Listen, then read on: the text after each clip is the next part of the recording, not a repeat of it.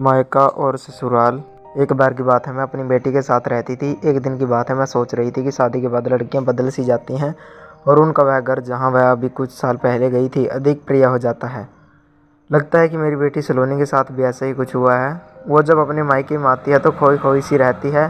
पहले तो वह अपने भाई बहन के साथ खूब मस्ती करती थी, लेकिन भाई बहन के साथ वह मस्ती भी अब नज़र नहीं आती। जब से वह अपने ससुराल गई है, पता नहीं क्या हो गया है। पहले तो वह छोटे भाई बहन को कभी कभी आइसक्रीम खिलाने से ले जाती और कोई पिक्चर दिखाती और शाम को शॉपिंग के लिए ले जाती थी, लेकिन आज तो उसने हद ही कर दी। आज वह अपने मायके में आई हुई थी। मैं उसकी पसंद का हलवा बनाने में व्यस्त थी। मुझे लगा कि इतने दिनों बाद हलवा खाकर वह बहुत खुश हो गई, लेकिन हलवा बनाते हुए मैंने सुना वह अपनी छोटी बहन रानी से कह रही थी कि बहन, अब की बार मैं जल्दी चली जाऊंगी, तेरे जीजा जी आने वाले हैं और उनको खाना भी तो खिलाना है। तुझे तो पता है कि बाहर का खाना उनको बिल्कुल सूट नहीं करता, उसे खाकर उनकी तबीयत बिगड़ जाती है। चलो हम आज शाम को बाजार चलते हैं, मुझे मम्मी जी की साड़ी भी लेनी है, उन्हें साड़ी बहुत पसंद है। तभी रानी बोली, दीदी है मम्मी जी कौन है?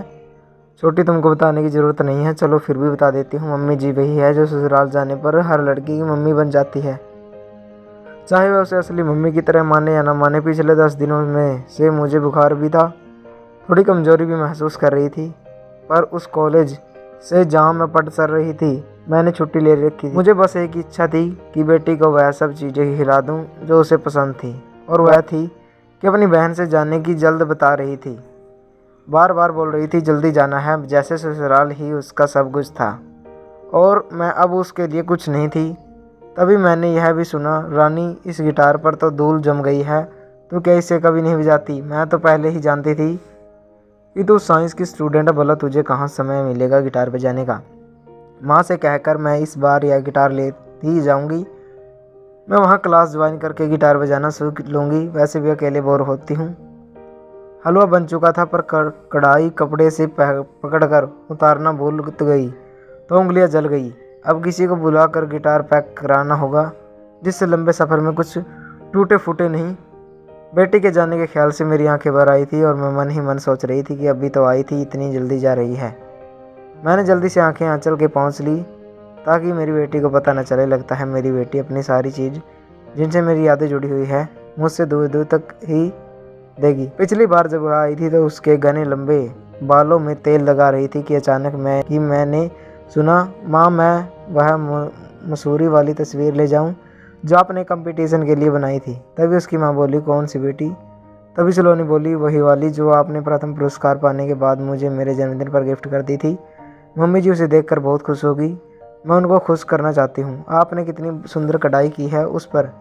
यह सुनकर मैंने सोचा कि मुझे कई दिन लग गए थे उसे पूरा करने में, और उससे भी ज़्यादा समय से उसे सीखने में लगा था। मैंने इतने प्यार से तस्वीर बनाई और सलोनी अब मुझसे लेकर उसे उन मम्मी जी को देगी जिन्हें वह 2 साल पहले ही मिली थी। पर मैंने मन ही मन सोचा, कोई बात नहीं, मैं तो उसे खुश देखने के लिए अपनी कोई भी प्रिय वस्तु देने को तैयार थी। यह तो फ्रेम में जड़ी केवल एक तस्वीर ही थी। मैंने उसे वह तस्वीर दे दी और यह देखकर वह बहुत खुश हुई। हम दोनों ने खूब देर तक बातें की और फिर हम सो गए। रमन उसे लेकर सुबह ही आ गया था। शाम को जब मैं दोनों को चाय के लिए बुलाने गई तो देखा दोनों दीवार से तस्वीर उतार कर पेपर के ऊपर अखबार लपेट रहे थे। तभी मैंने दीवार की तरफ देखा तो मैं बहुत दुखी हुई। कितनी सोनी सी थी लग रही थी दीवार, ठीक उसी तरह जैसे सलोनी के चले जाने के बाद उसका कमरा लगता था। सलोनी जब से ससुराल गई है उसका कमरा खाली खाली सा रहता है। मैं बिना कुछ बोले तेज कदमों से वापस लौट आई। कब सुबह हुई, जल्दी जल्दी नाश्ता हुआ, फिर साथ ले जाने का खाना पैक हो गया। वो और सलोनी विदा भी हो गई, पता ही ना चला। जाते हुए रानी रोने लगी और बोल रही थी, दीदी चली जल्दी आना। मैं चुपचाप उसे दुखी मन से देखती रही थी जब तक कि वह आंखों से ओझल न हो गई। हर बार की तरह तीसरे चौथे महीने में ही सलोनी नहीं आई। यह देखकर मैं बहुत दुखी हुई। मैं सोच सोच कर परेशान थी कि क्या कारण हो सकता है उसके न आने का। इतने दिनों में तो वह आ जाती थी। तभी उसकी मम्मी जी का एक छोटा सा पत्र मुझे मिला। उसमें उन्होंने लिखा था कि मैं बहुत ही खुशी से आपको सूचित कर रही हूँ कि बच्चों की प्रमोशन हो गई है और मैं कुछ दिनों में दादी बनने वाली हूँ और आप नानी बन जाएंगी। बच्चों की सैलरी भी बढ़ गई है और हम यहाँ बहुत खुश हैं। आपको हमारे यहाँ आना होगा क्योंकि हमारे घर की परंपरा है कि पहला बच्चा ससुराल में ही होता है। अतः क्योंकि मैं भी तो सलोनी की मम्मी हूँ। पत्र पढ़कर सलोनी के ना आने का दुख मैं तो भूल ही गई और खुशी से रानी को जोर से आवाज़ दी। मैं बोली, तुम मासी बनने वाली हो। यह खबर सुनकर वह भी नाच उठी। घर में कितनी ही देर तक खुशी का वातावरण बना रहा। सलोनी के पापा जहाँ नौकरी करते थे वहाँ से वह छुट्टी में ही आते थे। इस बार हम सब एक साथ गए रस्म अदा करने। बेटी को देखकर उतनी ही खुशी हुई जितनी अपने हाथों से लगाई वृक्ष को देखकर होती है। हमने रस्म अदा की और हम सब घर आ गए। वह दिन भी आया कि सलोनी अपने छोटे से बेटे को साथ लिए आई। साथ में उसका पति रमन भी था। मैं तो कब से तीनों की राह देखती दरवाजे पर खड़ी थी। आगे बढ़कर मैंने बच्चे की गोद में ले लिया और 1 महीने तक सलोनी मेरे साथ रही। यह देखकर मैं बहुत खुश हुई और अब हम सभी लोग खुशी खुशी रहने लगे।